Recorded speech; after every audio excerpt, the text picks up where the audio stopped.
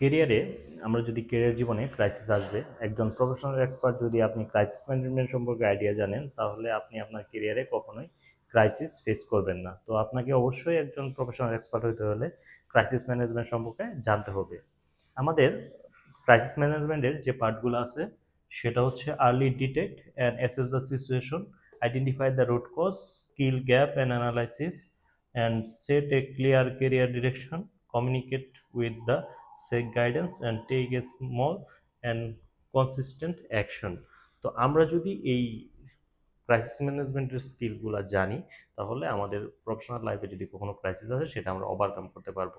আমাদের দেশের 80% প্রফেশনালরাই ক্রাইসিসকে ওভারকাম করতে পারে না, আর 20% ক্রাইসিস ওভারকাম করতে পারে।